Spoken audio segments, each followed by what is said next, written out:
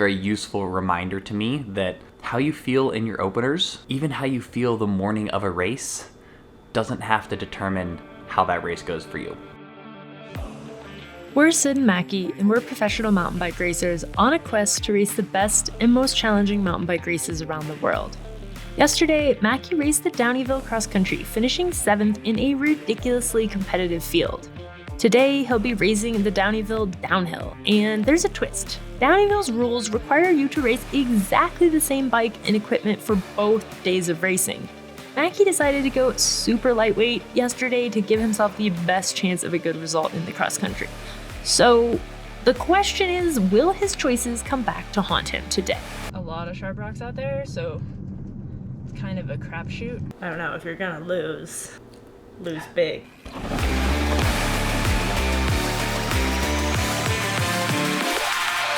How are you feeling?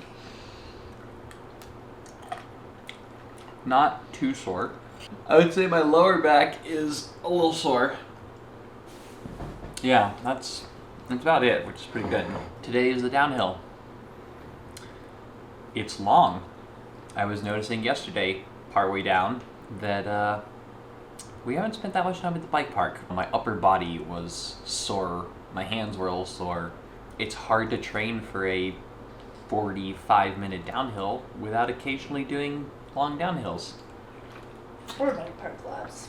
I love this descent. It's super fun. It's super fast. My goal today is to ride super smooth and get low and look ahead, because when I focus on those things, I tend to go faster. Things could get shuffled around a lot today. People wreck their tires. My goal is to not be one of those people.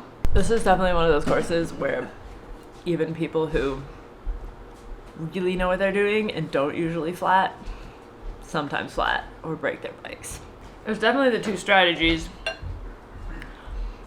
One, prioritize the XC like Mackie did with light tires, light equipment, which I think in some ways is the harder path, because a lot of people, no matter how light they make their bike, are not going to be able to get into the top 10. So I think more people choose to prioritize the downhill. So we'll see. You putting on your clothes? On my clothes. All right.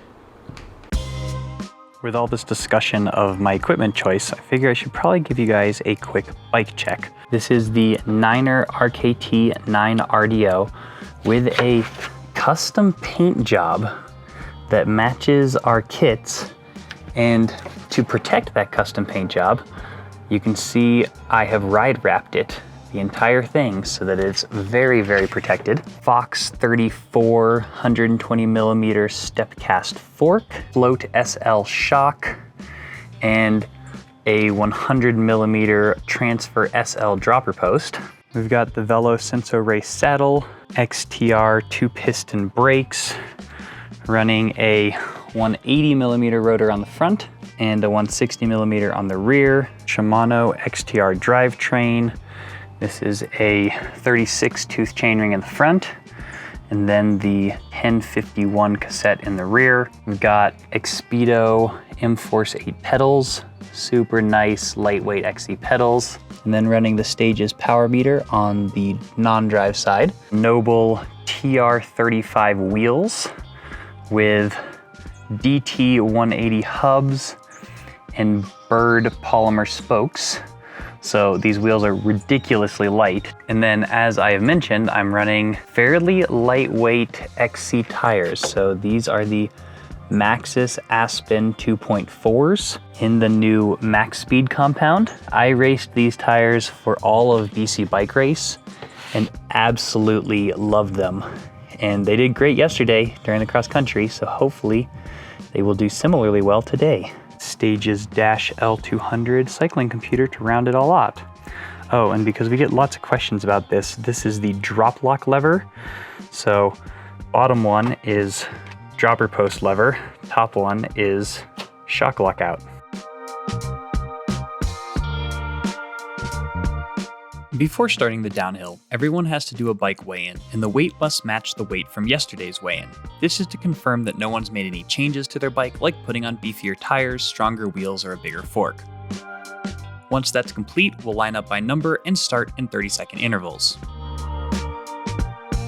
Today's course is a tough one. It starts at the top of Packer Saddle on Sunrise Trail, then heads into Butcher Ranch, Third Divide, and First Divide, before ending with a 1.5 mile long paved sprint to the finish. All told, it's 14 miles long with over 4,000 feet of descending and about 400 feet of climbing, which is little enough that you have to push as hard as you can on every climb, leaving you redlined for the rocky technical descent. 5, 4, 3, 2, 1, go!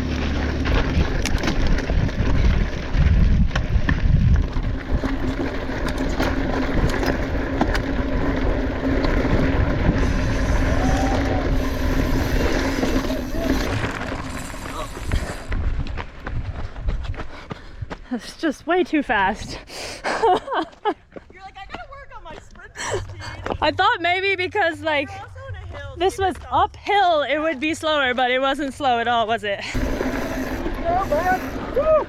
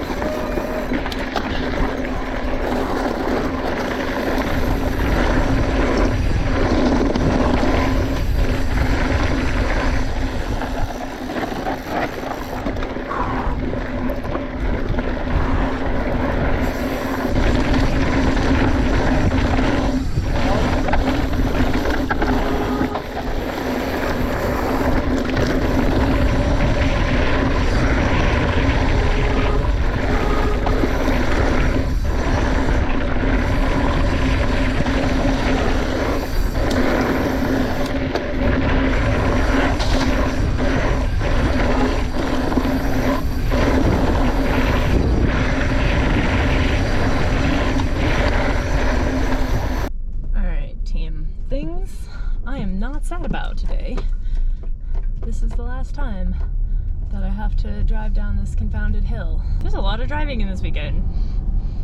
For me. Actually for both of us because we're staying so far away. I think Mackie had a good start. It looked like he was really strong. He has Braden Lange right behind him, who's one of the few people who might catch him on this descent.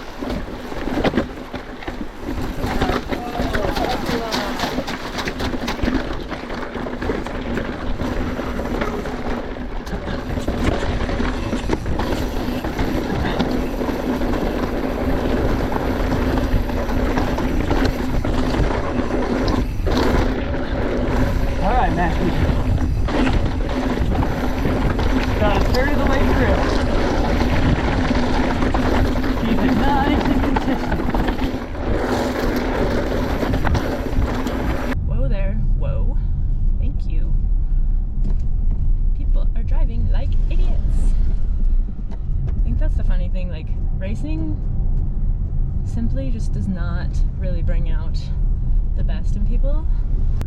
You were literally in the middle of the road. Thank you. I try really hard to have racing bring out my best because it's just bike racing. There's no reason to be rude to other people, but it is stressful, and as human beings, when you're in stressful situations, like, you know, driving up a one-lane road late for our start, we aren't necessarily considerate of people that are driving down. Okay, just send it, bro, it's fine. I'll get out of your way.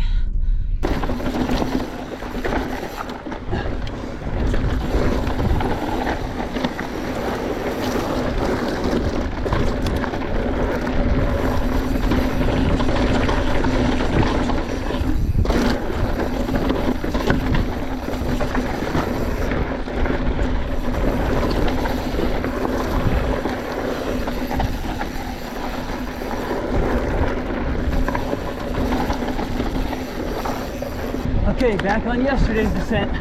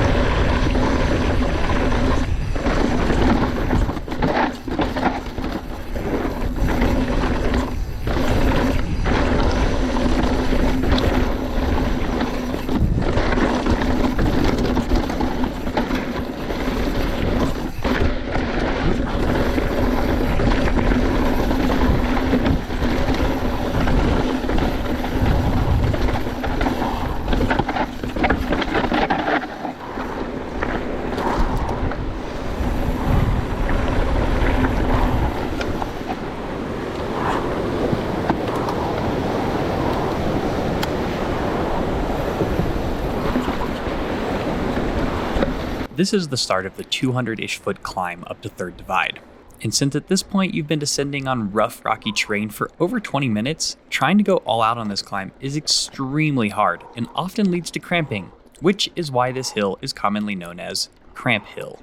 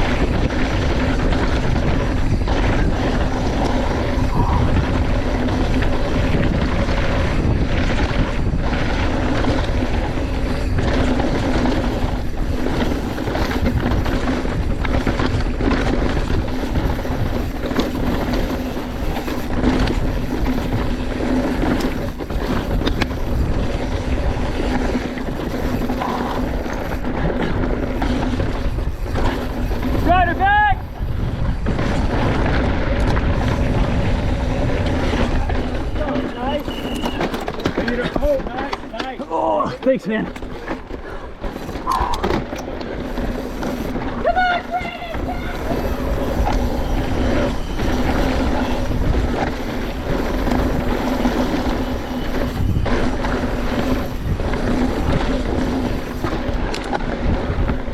I think if Mackie doesn't get a flat tire, and I'm saying this like people are gonna be like, you jinxed it, but the reality is like such a rough course. When I have raced Downieville, I've done it 4 times.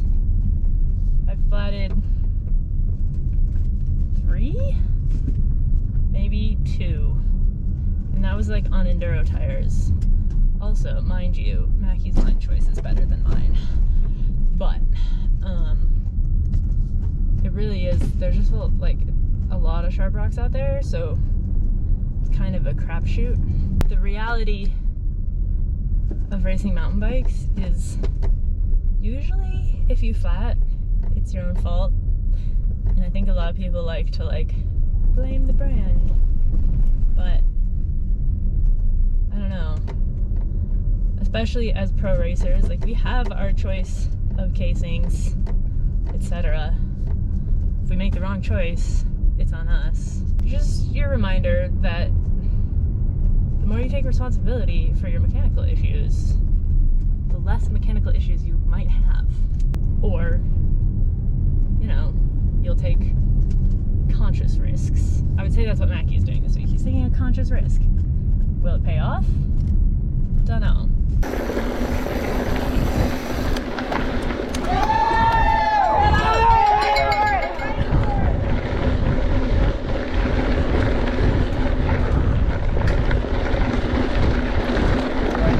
Yeah, buddy, nice job.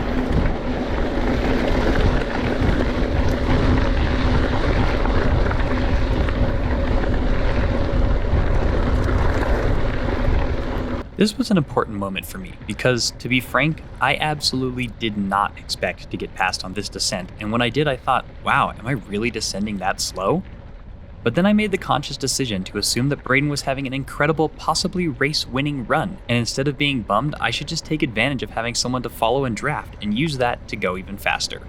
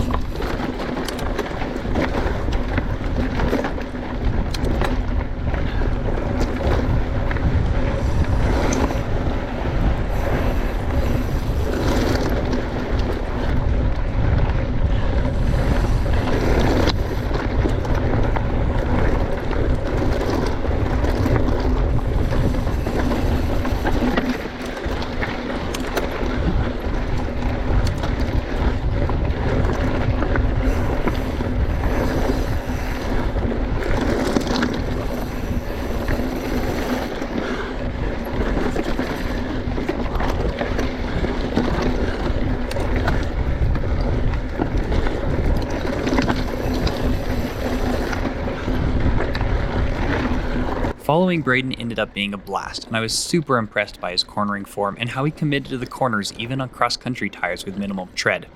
It made me realize that it's time for me to do some more cornering practice on my cross-country bike.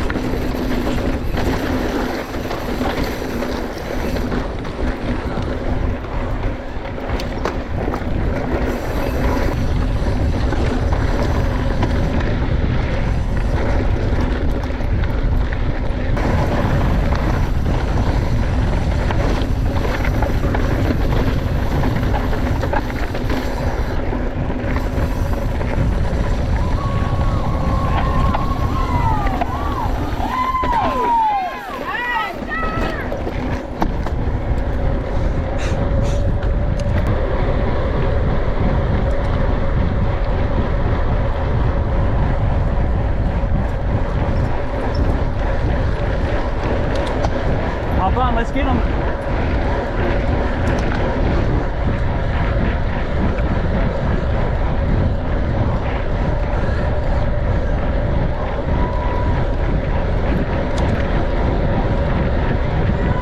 On your right, on your right.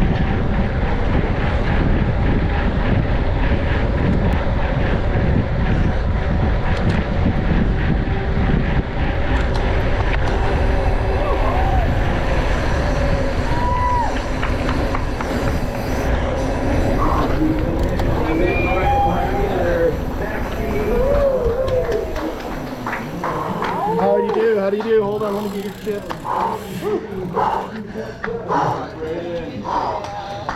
You okay? Come into the shake. Come on. A lot more pedaling than thanks. I got that down to like I love your bike and kit. That's super cool. Thank you. He did not flat his tires. No flatting. Hooray. I'm impressed, honestly. Like, you must have ridden so smooth. And a So sub smooth. 45-minute Downieville downhill. That is solid. I'll take it. Best support crew ever. Even washed my bicycle for me. This is awesome. I was extremely pleased with how the downhill went. I rode smooth and fast and beat my previous fastest time by over 2 minutes. The Maxxis Aspens handled everything I threw at them, and overall I was really happy with my equipment choice for the weekend. Once the results for the 2 days were combined, I ended up 5th in the overall, which I'm really proud of given the competition. And since I didn't meet my goal of winning, I guess I'm just gonna have to try again. Ready? Set, go!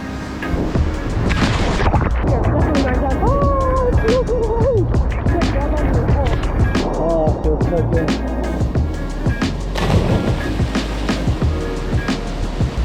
Woohoo!